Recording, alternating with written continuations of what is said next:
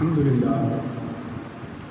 لله رب العالمين والعاقبة للمتقين والصلاة والسلام على نبيه الكريم أما بعد فأعوذ بالله من الشيطان الرجيم بسم الله الرحمن الرحيم يريدون أن يطفئوا نور الله بأفواههم ويأبى الله إلا أن يتم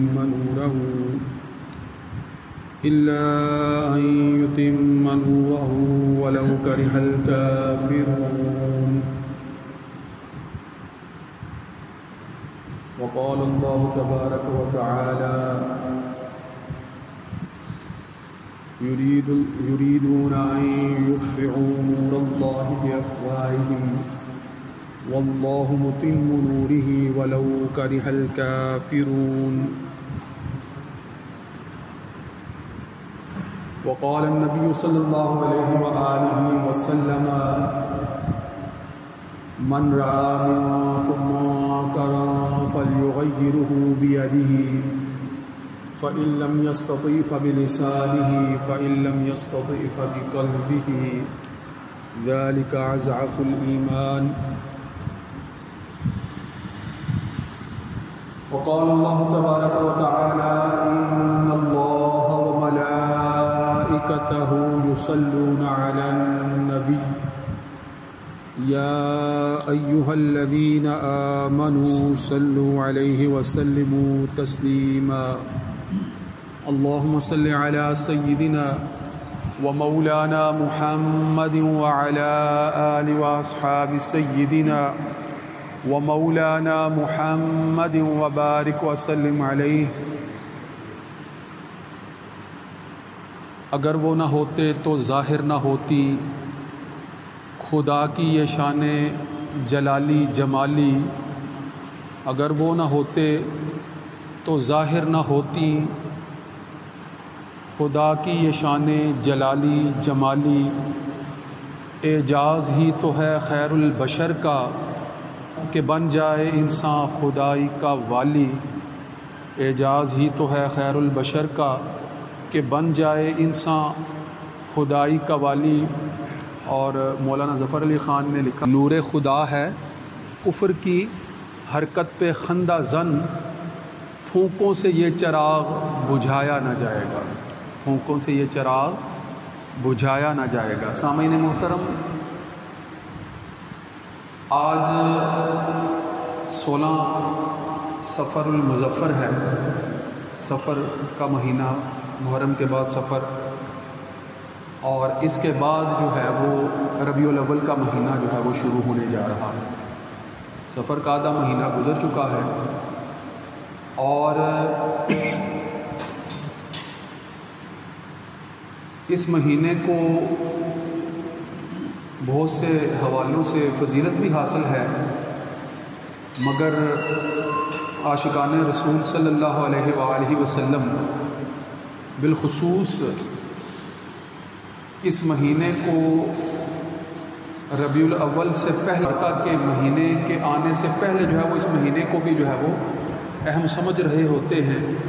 اور آپ صلی اللہ علیہ وآلہ وسلم کی آمد کی خوشخبری اس نوید میں اس مہینے کا جو ہے وہ ذکر آپ صلی اللہ علیہ وآلہ وسلم کی آمد کے حوالے سے ہی گفتگو کر کے جو ہے وہ کر رہے ہوتے ہیں.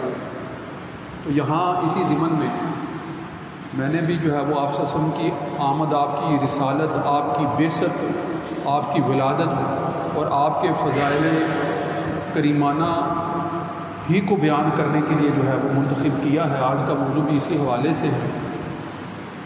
پچھلے گفتگو میں نے خاص طور پر یہ بات کی تھی کہ کس طرح سے انسان کو اللہ تعالیٰ نے صفت اختیار سے نوازا ہے اور وہ اپنا اختیار استعمال خود کرتا ہے، خود اپنا استعمال اختیار کرتا ہے اور اپنے نامہ اعمال کا بھی پھر اپنے اختیار کو استعمال کرنے کی بنیاد پر خود ہی ذمہ دار بھی ہوتا ہے. اس بات کی میں نے وضاحت کی تھی آپ کے سامنے. اب اگر آپ نے اگلی بات کو جو میں آپ کے سامنے کرنا چاہ رہا ہوں وہ ایک تو آپ صلی اللہ علیہ وآلہ وسلم کی ولادت، آپ صلی اللہ علیہ وسلم کی بعثت، آپ صلی اللہ علیہ وآلہ وسلم کی رسالت سے متعلق ہے، ایک طرف تو اس سے متعلق ہے، دوسری طرف اس کا تعلق جو ہے وہ اسلامی تعلیمات کی جامعیت کے ساتھ بھی ہے۔ اسلامی تعلیمات آپ صلی اللہ علیہ وآلہ وسلم جو دین لے کر آئے ہیں وہ ایک جامع نظام حیات ہے، وہ مکمل دین ہے، اس میں تمام انسانی ضروریات کے مطابق جو ہے وہ احکامات موجود ہیں ایک طرف، اور تیسرا موجودہ دور کے حالات سے اس بحث کا تعلق ہے جو آج میں آپ کے ساتھ کرنے جا رہا ہوں۔ موجودہ دور کے حالات کہ جس طرح دین اسلام ابتدا ہی سے تمام بنی نوع انسانی کی ضروریات کو پورا کرتا چلا آیا ہے، آج بھی بنی نوع انسانی کی تمام ضروریات اور تمام مسائل اور تمام سوالات کا جواب اسی میں ہے، اسی دین میں ہے، دین اسلام میں۔ اور عالم کفر کی کیا کوشش ہے دین اسلام کے خلاف؟ عالم کفر کی کوششیں کیا ہیں؟ ان کو بھی ایک طرف ہم نے جو ہے وہ دیکھنا اور سمجھنا ہے۔ اور جو آیت کریمہ میں نے آپ کے سامنے تلاوت کی ہے یہ سورہ توبہ کی آیت نمبر 32 ہے، سورہ توبہ کی آیت نمبر 32، جس کے اندر سورہ توبہ کی اس آیت نمبر 32 کے اندر جو ہے عالم کفر نے جو ہیلے تراش رکھے ہیں، جو بہانے تراش رکھے ہیں، اور اس ضمن میں وہ اللہ کے بھیجے ہوئے دین کو ختم کرنے کی جو سازشیں کر رہا ہوتا ہے اس کو ایک بڑی خوبصورت مثال سے سمجھا دیا ہے، ایک بڑی اعلیٰ جو ہے وہ صورتحال میں سمجھا دیا ہے کہ ان کی حرکتیں بچگانہ حرکتیں ہیں۔ ان کی حرکتیں کیسی ہیں؟ ان کی حرکتیں ایسی ہیں جیسے سورج کو پھونک مار کر بجھانے کی کوشش کی جا رہی ہے۔ سورج کی ان کی کوششیں ایسی کوششیں ہیں، اسی لیے تو مولانا ظفر علی خان نے کہہ دیا نا کہ نور خدا ہے کفر کی حرکت پہ خندہ زن، یعنی نور خدا، اللہ کا نور، یہ یاد رکھیے گا، نور جو ہے وہ نور بھی اللہ کی مخلوق ہے، نور بھی اللہ کی مخلوق ہے، اور نور خدا سے کتاب ہدایت بھی مراد ہے۔ آپ صلی اللہ علیہ وآلہ وسلم پر اللہ کا کلام نازل ہوا ہے، آپ صلی اللہ علیہ وآلہ وسلم پر اللہ کا کلام نازل ہوا ہے، یہ کلام، یہ کتاب مبین، یہ کتاب ہدایت ہے، یہ نور ہدایت ہے، یہ جہالت کے اندھیروں سے نکال کر نور کی روشنی میں لانے والا کلام ہے۔ اور یہ کلام نازل کس پر ہوا ہے؟ رسول اللہ صلی اللہ علیہ وآلہ وسلم پر نازل ہوا ہے۔ اور آپ صلی اللہ علیہ وآلہ وسلم کی حیثیت کیا ہے؟ آپ اللہ کے رسول ہیں، سید المرسلین ہیں، آپ کی حیثیت کیا ہے؟ آپ پر یہ کلام نازل ہوا ہے۔ حضرت عائشہ صدیقہ رضی اللہ تعالی عنہا سے کسی نے پوچھا کہ آپ کے اخلاق کریمانہ کیسے ہیں، تو آپ نے کیا فرمایا تھا؟ کانا خلقہ القرآن، کہ کیا تم نے قرآن کو نہیں دیکھا؟ قرآن ہی آپ کے اخلاق کریمانہ ہیں۔ آپ صلی اللہ علیہ وآلہ وسلم کا اسوہ حسنہ ہے، قرآن نے اس کو اسوہ حسنہ کہا ہے۔ غور تو کرو نا کہ قرآن مجید کو عملی صورت میں دیکھنا ہے، قرآن مجید کو عملی صورت میں دیکھنا ہے تو آپ صلی اللہ علیہ وآلہ وسلم کی ذات رسالت مآب کو دیکھ لو کہ ہر عمل جو آپ کا ہے وہ قرآن ہی کی تو شرح ہے، قرآن ہی کی تو تفسیر ہے، قرآن ہی کی تو توضیح ہے، قرآن ہی کی تو وضاحت ہے آپ صلی اللہ علیہ وآلہ وسلم کی ذات۔ تو ذرا غور کرو کہ جس کتاب کو کتاب مبین بنا کر نازل کیا گیا، جس کو نور ہدایت کہا گیا، اس نور ہدایت کی عملی شکل جو ہے وہ آپ صلی اللہ علیہ وآلہ وسلم کی ذات بابرکات ہے۔ اس نقطے کو آپ نے سمجھنا ہے۔ تو آپ جس دین کو لے کر آئے ہیں وہ دین جانے کے لیے نہیں آیا ہے، وہ آیا ہے اور رہنے کے لیے، اور رہنے کے لیے آیا ہے. وہ آیا تھا بھی تو رہنے کے لیے آیا تھا، آیا ہے بھی تو رہنے کے لیے آیا ہے، وہ جانے کے لیے نہیں آیا. یہ شمع جلنے کے لیے آئی ہے، یہ شمع روشن ہونے کے لیے آئی ہے، یہ بجھنے کے لیے نہیں آئی. غور کرنا چاہیے نا. اس لیے نور خدا ہے، کفر کی حرکت پہ خندہ. اس وقت بھی آپ صلی اللہ علیہ وآلہ وسلم کی دعوت کو جھٹلا رہا تھا. یہ ذہن میں رکھیے گا کہ عالم کفر میں اسلامی تعلیمات، آپ صلی اللہ علیہ وآلہ وسلم کی رسالت، آپ کی خاتم النبیین ہونے کی حیثیت پر جو ایمان نہیں لاتا اس کا تعلق عالم کفر سے ہے.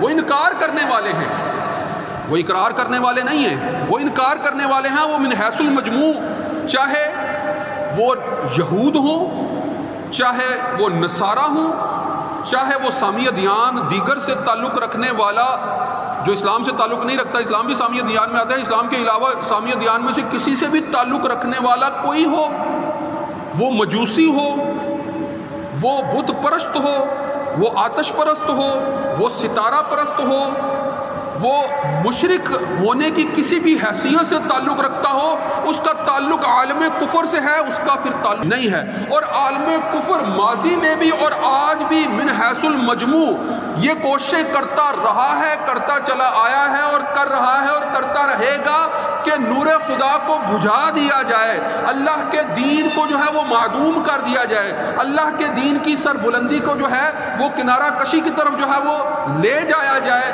دین کے خاتمے کے لیے، صحیح اور صالح تعلیمات کے خاتمے کے لیے ان کی کوششیں سر توڑ جاری ہیں. مگر یہ تو کوششیں ایسے سورج کی طرح ہیں. غور کریں، یہ تو کوششیں ایسی ہیں کہ اس سورج کو پھونک مار کر بجھانے کی کوشش کی جا رہی ہے جس کی تپش آپ تک تو پہنچ رہی ہے، مگر آپ کی ہوا کا اس تک پہنچنا جو ہے وہ محال ہے، ممکن نہیں ہے. غور کرنا چاہیے نا. تو اس لیے خندہ زن یعنی مسکرا رہا ہے.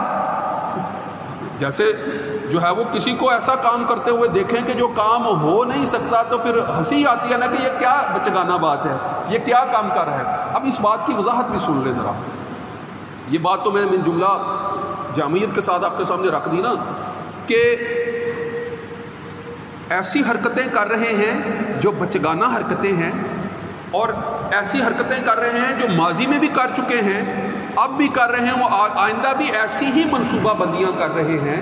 ان حرکتوں کے ذریعے سے اسلام، عالم اسلام کو جو ہے وہ مغلوب کرنا چاہتے ہیں، زیر دست کرنا چاہتے ہیں، محو کرنا چاہتے ہیں، مٹانا چاہتے ہیں. مگر کیا وہ ان کوششوں میں کامیاب ہو پائیں گے؟ قرآن کا فیصلہ کیا ہے ذرا وہ سن لے پہلے، پھر آگے بات کرتے ہیں. قرآن کیا فرما رہا ہے؟ یریدون، یہ چاہتے ہیں، یریدون یہ سب چاہتے ہیں، یعنی عالم کفر کے سارے نمائندے مل کر یہ چاہتے ہیں. کیا چاہتے ہیں؟ ان یطفئوا، کہ بجھا دے نور اللہ، اللہ کے نور کو. یہ سارے مل کر کیا چاہتے ہیں؟ اللہ کے نور کو بجھا دے. ان یطفئوا نور اللہ، کس طرح سے بجھا دے؟ بے افواہہم، اپنے منہ کے ذریعے سے، یعنی منہ کی پھونکوں کے ذریعے سے. بے افواہہم، یہ کیا چاہتے ہیں کہ دین نہ پھیلے، دین کی دعوت عام نہ ہو، رسول اللہ صلی اللہ علیہ وآلہ وسلم کی رسالت کی صداقت جو ہے وہ لوگوں کے دلوں میں جانگزین نہ ہو، آپ کا خاتم النبیین ہونا جو ہے وہ لوگوں کے دلوں میں بیٹھ نہ جائے. یہ چاہتا ہے کہ آپ مثلا، یہ شروع سے ہی ایسے ہی تو ہو رہا ہے نا. غور کریں، شروع سے ایسے ہی ہو رہا ہے نا. آپ صلی اللہ علیہ وآلہ وسلم جب مکہ میں آپ صلی اللہ علیہ وآلہ وسلم کی ولادت ہوتی ہے تو دیکھنے والوں نے بہت سے معجزات دیکھے تھے. دیکھنے والوں نے آپ کی پیدائش کے وقت جو ہے وہ نور بھی جو ہے وہ آسمانوں کی طرف جو ہے وہ اٹھتا ہوا دیکھا تھا.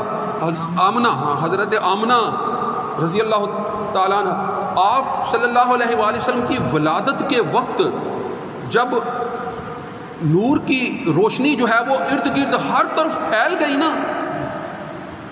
تو کیسر و کسرا کے محلات جو ہے وہ اس روشنی میں وہ اس وقت دیکھ رہے تھے، اس وقت ان کے مشاہدے ان کو ہو رہے تھے.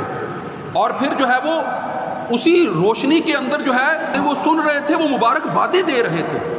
یہ آپ صلی اللہ علیہ وسلم کی پیدائش کے وقت کے واقعات ہیں نا. کہ کسرا جس کا محل بڑا عظیم الشان تھا، اس محل میں ایسا زلزلہ برپا ہوا کہ وہ جو محل کے جو عالم کفر کی شان و شوکت کا مرکز سمجھا جا رہا تھا، وہ جگہ جو ایک بہت بڑے سپر پاور کا اس وقت مرکز تھی، ایسا زلزلہ برپا ہوا کہ اس کے کنگرے جو ہے وہ زمین بوس ہو گئے۔ آپ صلی اللہ علیہ وسلم کی پیدائش کے وقت، پیدائش کے واقعات انشاءاللہ ربیع الاول میں جو ہے وہ ہم نے بڑے تفصیل سے جو ہے وہ مزید میں آپ کے سامنے ذکر کروں گا، مگر میں اشارتاً یہ بات بتا رہا ہوں کہ آپ کی جب پیدائش ہوئی تو دیکھنے والے دیکھ رہے تھے، سننے والے سمجھ رہے تھے کہ یہ کوئی عام فرد نہیں ہے جن کی ولادت ہوئی ہے۔ یہود و نصارہ اس بات سے واقف تھے کہ جب وہ نشانیاں علامتیں پا رہے تھے، مہر نبوت کو دیکھ رہے تو جان رہے تھے، سمجھ رہے تھے یہ آخر الزمان ہیں جن کی بعثت ہونے والی ہے، یہ وہ آخری وقت جو ہے وہ آ گیا ہے جب آپ صلی اللہ علیہ وآلہ وسلم کی بعثت ہونے کا جو ہے وہ وعدہ کیا گیا تھا۔ ان کی کتابوں میں اس کے ذکر موجود تھے، اس پر گفتگو کریں گے۔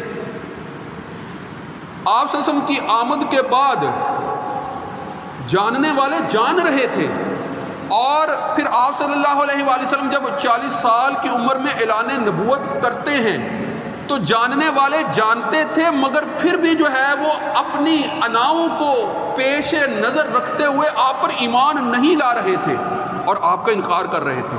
اور آپ ذرا مکی دور کے پورے 12 سال 5 ماہ 13 دنوں کا جائزہ لیجئے ذرا کہ پھر عالم کفر نے کون سی سازش نہیں کی کہ کسی طرح سے آپ صلی اللہ علیہ وآلہ وسلم کی دعوت جو ہے وہ عام نہ ہو، کون سی کوشش نہیں کی۔ مثلا آپ صلی اللہ علیہ وآلہ وسلم کو سب سے پہلے خطبے میں ہی جھٹلا دیا۔ ویسے تو کہہ رہے تھے کہ اگر آپ صلی اللہ علیہ وسلم جب سب کو جمع کر کے کہا نا کہ میں اگر کہوں کہ یہ اس پہاڑ کے پیچھے جو ہے وہ ایک لشکر جرار ہے جو تم پر حملہ آور ہونے والا ہے، تو تم اس کے رد عمل میں کیا کہو گے کہ آپ صادق اور امین ہیں؟ یقیناً یہی جواب دیا انہوں نے کہ آپ صادق اور امین ہیں، آپ یقیناً کبھی بھی جو ہے وہ جھوٹ آپ نے نہیں بولا ہے، تو سچ ہی کہہ رہے ہیں، یقیناً لشکر جرار آ رہا ہوگا۔ تو پھر جب آپ صلی اللہ علیہ وآلہ وسلم نے کہا کہ پھر قولوا لا الہ الا اللہ، کہ میں تمہیں کہتا ہوں کہ اللہ کے علاوہ کوئی اور معبود نہیں ہے، اس کلمے کو جو ہے وہ اختیار کر لو، تو اس وقت جو ہے وہ وہی افراد جو آپ کو صادق اور امین کہہ رہے تھے جھٹلانا شروع کر دیا۔ جھٹلانے کے سفر کا آغاز مشرکین مکہ کی طرف سے اور آپ کے جو ہے وہ اہل قریش کی طرف سے جو ہے وہ اسی وقت سے تو شروع ہوا نا۔ پھر اس کے بعد جو ہے وہ کون سا مخالفت میں اقدام نہیں کیا، جو دیکھتے گئے کہ آپ کی دعوت ترقی کرتی چلی جا رہی ہے، آپ کی دعوت پر لوگ جو ہے وہ ایمان لا رہے ہیں، آپ جو ہے وہ دعوت دیتے ہوئے جو ہے وہ اپنی تعلیمات کو جو ہے وہ لوگوں کے درمیان پھیلاتے چلے جا رہے ہیں، تو جو یہ دیکھتے چلے جا رہے تھے آپ کے مخالف ان کے اقدامات بھی تو بڑھتے چلے جا رہے تھے نا۔ جو ایمان لے کر آتا تھا اگر وہ غلام ہوتا تھا تو کون سا ظلم اس پر جو ہے وہ روا نہیں رکھا جاتا تھا، اگر جو ہے وہ ان کی دسترس میں ہوتا تھا تو اس پر سر توڑ کوشش کرتے تھے کہ کسی طریقے سے جو ہے وہ واپس ایمان کی طرف لے آئے۔ اب ذرا مکی دور کا ترتیب سے جو ہے وہ جائزہ لیا جائے کہ مسلمانوں کو اتنا تنگ کیا کہ 5 اور 6 ہجری میں وہ بالآخر 5 نبوی میں جو ہے وہ ہجرت کرنے کی کے اوپر جو ہے مجبور ہو گئے اور ان کو حبشہ کی طرف جو ہے وہ ہجرت کرنی پڑی۔ پہلی ہجرت حبشہ 5 ہجری میں اسی وجہ سے ہوئی کہ ظلم و ستم جو ہے وہ انتہا کو پہنچ چکے گئے، پھر مسلمان بڑی تعداد میں 6 نبوی کو دوبارہ ہجرت کر کے جو ہے وہ حبشہ کی طرف گئے، اور حبشہ جو ہے وہ افریقہ کے اندر جو ہے وہ وہاں کا جو ہے وہ عیسائی بادشاہ حکمران تھا، اس کے پاس چلے گئے، اس نے اسلام کی حقانیت کو پہچان لیا تھا کہ آپ سچے رسول ہیں، سچے نبی ہیں، اسی لیے تو جو ہے وہ مسلمانوں کو پناہ دینے پر جو ہے وہ قائل ہو گیا تو اجازت دے دی تھی رہنے تھی، اور مشرکین مکہ کا جو گروہ پیچھے سے گیا تھا کہ وہ واپس لے کر آیا تھا ان کو جو واپس لوٹا دیا، انکار کر دیا۔ اللہ بھی پھر تائید اور نصرت فرماتا ہے، مگر یہ تو اسی لیے یہاں سے گئے تھے نا کہ یہاں پر ناطقہ بند تھا۔ پھر یہ نہیں ہے کہ صرف جو ہے وہ مسلمانوں کو جو ہے وہ ویسے تکلیف پہنچائی جا رہی ہے، نعوذ باللہ آپ صلی اللہ علیہ وآلہ وسلم کو ہر طرح کی تکلیف پہنچا رہے ہیں اور ہر طرح کا لالچ بھی دے رہے ہیں کہ کسی طرح سے دعوت سے باز آ جائے، مگر آپ جواب میں کہہ رہے ہیں کہ ایک ہاتھ پر اگر میرا سورج رکھتے ہو دوسرے ہاتھ پر چاند رکھتے ہو تو میں پھر بھی جو ہے وہ اس دعوت سے باز آنے والا نہیں ہوں۔ ان کی جو ہے وہ مخالفتیں اور بڑھ جاتی ہیں، ان کی جو ہے وہ ایسی شاطرانہ چالیں اور بڑھ جاتی ہیں، نعوذ باللہ جو ہے وہ آپ کے قتل کا پورا پروگرام بنا لیتے ہیں۔ پہلے انفرادی طور پر ہر کوئی اب سردار جو ہے وہ اپنے طور پر جو ہے وہ کوشش کرتا رہا تھا، نعوذ باللہ جو ہے وہ حضرت عمر فاروق بھی تو آپ کے قتل کے ارادے سے ہی گھر سے نکلے تھے، یہ تو اللہ کا فضل ہوا کہ وہ ایمان لے آئے۔ اب ذرا ترتیب سے چلتے چلے جائیں نا، یہ واقعات کتنے ہیں کہ ہر دفعہ تو روکنے کی کوشش کی نا۔ آپ صلی اللہ علیہ وآلہ وسلم کو پھر جب نعوذ باللہ قتل کرنے کے ارادے سے سارے قبائل جو ہے وہ ثقیفہ بنی ساعدہ میں اکٹھے ہو کر یہ پلاننگ کر لیتے ہیں اور آپ کے گھر پر حملہ آور ہو جاتے ہیں، تو یہ تو اللہ کا فضل تھا کہ جس کی وجہ سے آپ صلی اللہ علیہ وآلہ وسلم کو ہجرت کا حکم ہوا اور آپ نکلے۔ ہجرت کے اس وقت تک جو ہے وہ آپ کے خلاف کون سا اقدام ہے جو نہیں اٹھایا گیا؟ ہر اقدام اٹھایا گیا نا، یعنی مالی طور پر لالچیں بھی دی گئی، آپ کے صحابہ کو جو ہے وہ شہید بھی کیا گیا، ان پر ظلم بھی کیا گیا، ان پر جو ہے وہ ظلم کے پہاڑ بھی توڑے گئے، اور ایک سب سے بڑا جو پہلو جو شب ابی طالب کی واقعی گھاٹی کے اندر 3 سال تک محصور کر دیا گیا، معاشرتی بائیکاٹ کر دیا گیا۔ ہر طرح کا جو ہے وہ معاشرتی بائیکاٹ کرنے کا مطلب کیا تھا کہ کوئی ان سے تجارت نہیں کرے گا، کوئی ان سے شادی بیاہ کے معاملات نہیں کرے گا، کوئی ان سے لین دین نہیں کرے گا، ان کو جو ہے وہ کسی صورت میں بھی جو ہے وہ فائدہ پہنچانے کا کوئی اقدام اگر سامنے آ گیا تو اس کے خلاف کارروائی کی جائے گی۔ کوئی بھی ان سے تعلق اس وقت نہیں رکھ رہا، اور 3 سال ایسی حالت میں گزار رہے ہیں۔ اور اسی ضمن میں آج کے دور کے حوالے سے یہ بات کرو، غور کر لیجئے گا، عالم کفر نے ساری کوششیں کی، اس وقت تو صرف قریش مکہ تھے آپ صلی اللہ علیہ وآلہ وسلم کے ساتھ، مگر آج پورا عالم کفر بہت سے اپنے مسلمان ممالک کو بھی اپنے ساتھ ملا کر افغانستان پر کس طرح سے حملہ آور ہوا کہ نہیں ہے۔ 20 سال کی جو ہے وہ موجودہ جدوجہد بالکل ان کے سامنے جو ہے وہ کرنے کے باوجود ناکام ہوئے ہیں۔ اب ناکام ہونے کے بعد وہ کیا کہہ رہے ہیں؟ اب یہ کہہ رہے ہیں کہ ان کے ساتھ کوئی معاشی تعلق نہ رکھا جائے، ان کی حکومت کو تسلیم نہ کیا جائے، ان کے ساتھ جو ہے وہ کوئی تجارت نہ کی جائے، ان کے ساتھ کوئی کاروبار نہ کی جائے۔ پوری دنیا کے مسلمان ممالک کو بھی جو ہے وہ اپنے ساتھ ملا کر جو ہے وہ مخالفت پر اتر آئے ہیں۔ ذرا غور تو کرو کہ کر کیا رہے ہیں کہ وہ حکومت جو اسلام کے نام پر قائم ہوئی ہے اور اسلام کی بقا کے لیے جو ہے وہ اپنی تمام تر جو ہے وہ ترجیحات اور تمام تر توجہات جو ہے وہ اللہ کے نام کے لیے وقف کر کے اپنی جانیں ہتھیلی پر لے کر نکل آئے ہیں، ان کے ساتھ وہی سلوک تو کیا جا رہا ہے جو شب ابی طالب میں آپ صلی اللہ علیہ کاٹ جو ہے وہ کر رہے ہیں۔ غور تو کرو کہ زور بازو سے جو ہے وہ کامیاب نہیں ہو سکے، اب جو ہے وہ خوراک اور کھانا پانی بند کر کے کامیاب ہونے کی کوشش کر رہے ہیں۔ یقیناً جو ہے وہ اس سے کامیاب نہیں ہوئے تو اس سے بھی کامیاب نہیں ہوئے۔ اور غور کر لیں کہ پھر جو ہے وہ ہجرت کے بعد جب جنگیں ہوئی ہیں تو پھر اسلام پھیلتا ہی چلا گیا ہے، نور خدا جو ہے وہ آگے بڑھتا ہی چلا گیا ہے۔ نور خدا ان کی حرکت پر آج بھی ویسے ہی خندہ دن ہے کہ یہ وہی شرارتیں آج بھی کر رہے ہیں۔ اس وقت بھی جو ہے وہ اسلام کی سربلندی جو ہے وہ اللہ تعالیٰ نے جو ہے وہ سر عام ظاہر کر دی تھی، آج بھی یہ سربلندی جو ہے وہ پوری دنیا کے سامنے ظاہر ہو کر رہے گی۔ پھونکوں سے یہ چراغ بجھایا نہ جائے گا۔ وآخر دعوانا الحمدللہ رب العالمین۔ سنتیں عطا فرما۔